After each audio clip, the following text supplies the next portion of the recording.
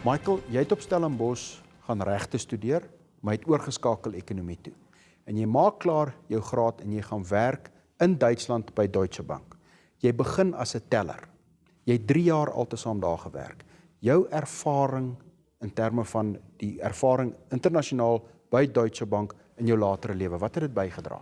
Kyk, in die eerste plek is ek baie dankbaar dat ek as 'n teller begin het.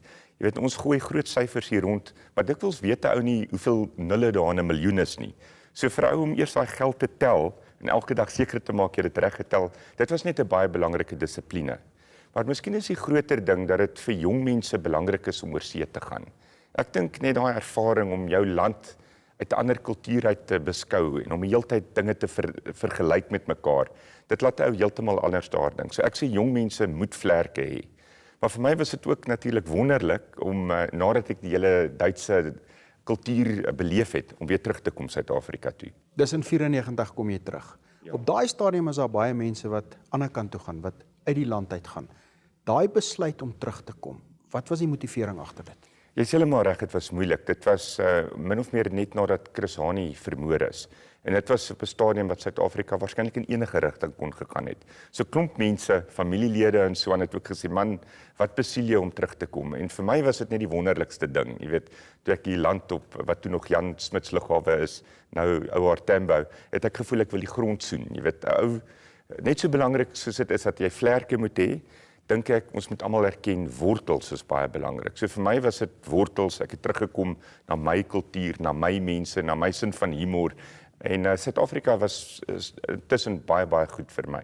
As jy terugkyk op daai besluit, was dit die regte besluit? Absoluut, Suid-Afrika was baie goed vir my, ek het 'n wonderlike vrou en 3 wonderlike kinders, naweke woon ek op 'n baie mooi wynplaas, en oor die algemeen dink ek Suid-Afrika was baie goed vir my, maar dit het vir my ook die geleentheid gegee om 'n bydrae te maak.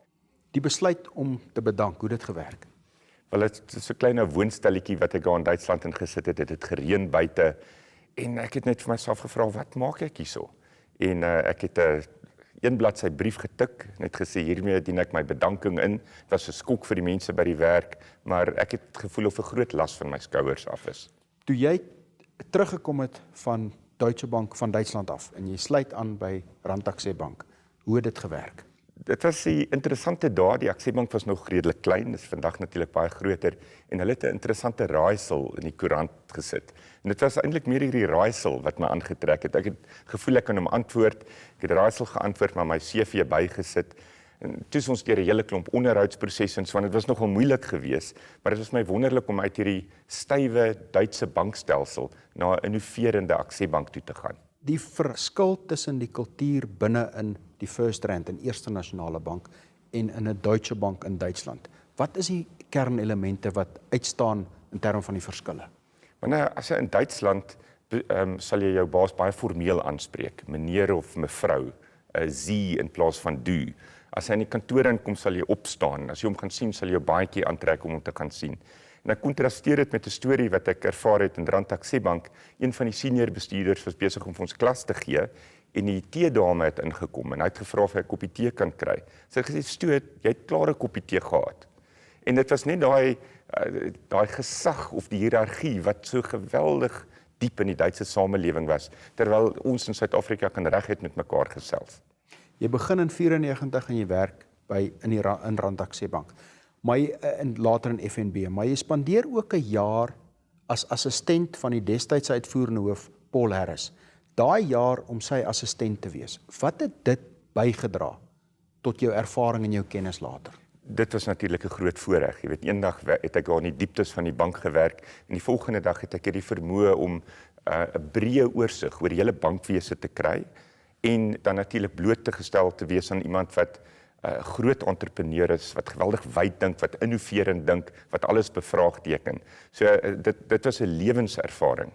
Gun jy daai ervaring vir jong mense in die bank vandag waar jy nou die uitvoerende hoof is? Ja, ek probeer hard. Ek het altyd 'n persoonlike assistent of 'n uitvoerende assistent. Ek probeer om veral op vroue te fokus, want ek voel ons kan nog baie doen vir die bemagtiging van vroue in die werksopset. Uiteraard help dit my ook om my werk beter te doen, veral as jy die regte mense kies, maar ek glo ook dit is vir sulke mense 'n unieke geleentheid om te sien wat gebeur in die dag van 'n uitvoerende amptenaar. In 2004 word die 36-jarige Dr. Michael Jordaan uitvoerende hoof van Eerste Nasionale Bank. Dis 'n baie jong ouderdom om uitvoerende hoof van een van ons groot banke te word. Daai ervaring en die uitdaging om op 36-jarige leeftyd een van die groot banke en finansiële instellings se baas te word. Hoe het jy dit ervaar? En ek dink die beste is naïewe optimisme. Jy weet, ek het nie mooi geweet wat dit alles behels nie. Ek moet sê ek het myself nooit 'n doel gestel om 'n uitvoerende hoof van 'n bank te word nie. Ek het maar net my werk geniet, hard gewerk. Jy weet, daar was baie passie daarvoor. En ek dink die ouens het 'n kans gevat op my, jy weet, om so jong ou aan te stel. Maar ou leer vinnig dat daar 'n geweldige klomp uitdagings is en ek moet sê ek het dit geniet. Dis nou al amper 9 jaar lank wat ek in die pos is. Verlede jaar 2012 word julle aangewys as die mees innoverende bank in die wêreld. Eerste Nasionale Bank kompeteer teen 150 banke in 30 lande en word aangewys as die mees innoverende bank. Hoe kry mense dit reg om innovasie en 'n kultuur van innovasie in 'n bank nie net te vestig nie, maar aan te moedig? Ja, ons was baie in ons noppies toe ons hierdie besonderse prys gewen het, want innovasie was van die begin af een van ons hoofmaniere om onsself van die mededinging te diferensieer. Nou, hoe kry ou dit reg? Mense praat baie van bemagtiging in Suid-Afrika, maar hierdie het te doen met persoonlike bemagtiging. Ons probeer om 'n kultuur te skep wat nie 'n hiërargiese kultuur is nie, waar elke ou kan sê, man, ek het 'n idee hoe ons hierdie bank beter kan maak en dit dan kan implementeer. En ons gee groot pryse vir ons werknemers wat met 'n goeie idee inkom en dit kan implementeer. En hierdie ding het maar net in die laaste 9 jaar elke jaar sterker en sterker en sterker geword. Innovasie beteken ook dat mense gaan goed bevraagteken. Ja. Hulle gaan jou bevraagteken. Ja. Hoe hanteer jy dit? Ek het absoluut geen probleem daarmee nie. Dit hang daarvan af of jy jouself baie ernstig opvat. Nou, ek vat my werk geweldig ernstig op, maar ek vat myself glad nie ernstig op nie. So ek het geen probleem as enigiemand vir my sê, man Michael, dis 'n stupid idee daar nie, of jy praat nou nonsens nie. Inteendeel, ek dink dit maak dit baie beter as jy in 'n groep die beste idees na vore kan laat kom.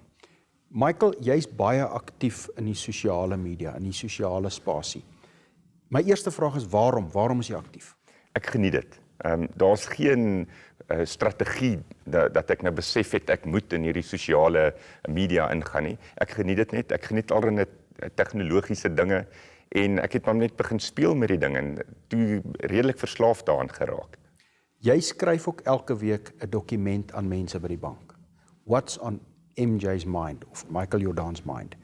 Wat sit jy in daai en hoekom doen jy dit? Ja, ek probeer. So af en toe kry ek dit nie reg om dit elke week te doen nie, maar dis 'n wonderlike manier om met almal te kan gesels. So ek vertel net vir hulle wat het in die week gebeur, waaraan dink ek, wat is ons uitdagings, wat was goed en wat is sleg.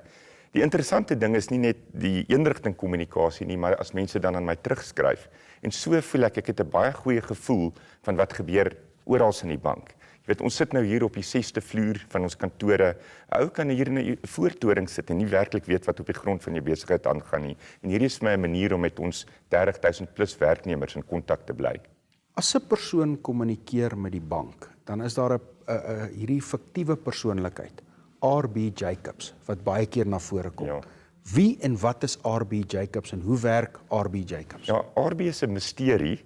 Ek gaan jou nie die volle geheim vertel nie, maar dit is basies FNB se alter ego.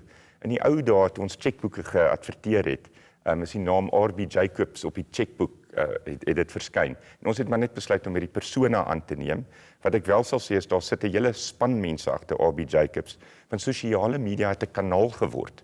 Kliënte praat 24 ure 'n dag oor alles en soms is dit FNB. Ons stel elke keer daai woord op en dan kyk ons of ons die dienslewering kan verbeter. En dan is dit RB Jacobs aan die ander kant wat baie keer kommunikeer. Dis heeltemal reg. Michael, op Twitter, jy is baie aktief op Twitter en jy is aktief in twee velde. Die een is die finansiële sektor en die banksektor, maar die ander een is die wynbedryf. Ja. En jy word selfs internasionaal erken as een van die mees invloedryke wynkommentators, veral op die Twitter spasie.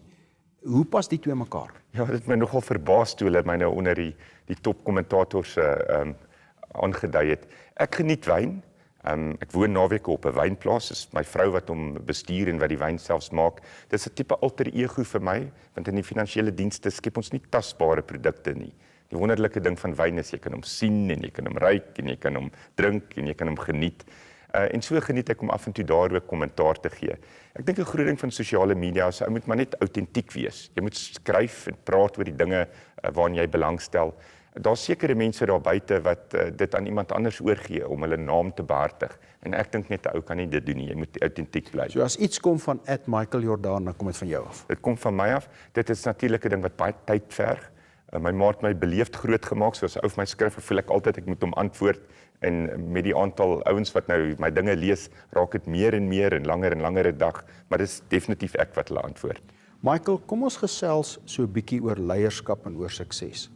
Jy maak die standpunt dat dit baie belangrik is om nie dat jou ego in die plek kom van wat jy wil doen nie. Dat daar eerder meer 'n mate van ambisie is, maar dat jy nooit jou ego in die plek daarvan kry nie. Wat bedoel jy daarmee?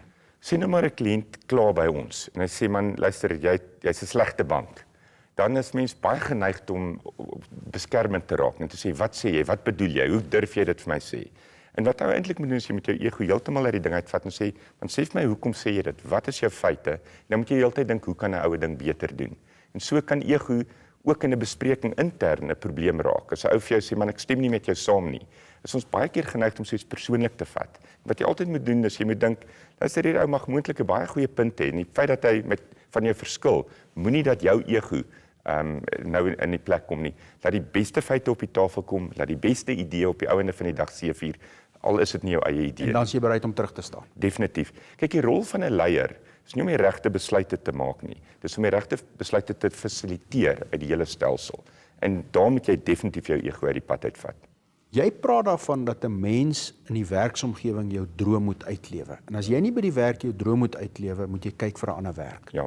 Kan jy dit toelig? Kyk, mens moet erken, baie mense moet werk vir geld. Ek dink dis die meeste van ons. So ek wil nie dit ontken nie. Ek dink net dit is geweldig treurig as die enigste rede hoekom 'n ou werk is vir daai cheque aan die einde van die maand. Dan moet 'n ou eerder sy passie vind en hy moet elders anders gaan werk. Jy weet, ek hou nie van mense wat net werk van 8 tot 5 net vir die salaris nie. Daar's soveel ander dinge wat mense kan doen. Ek dink dis 'n baie treurige situasie.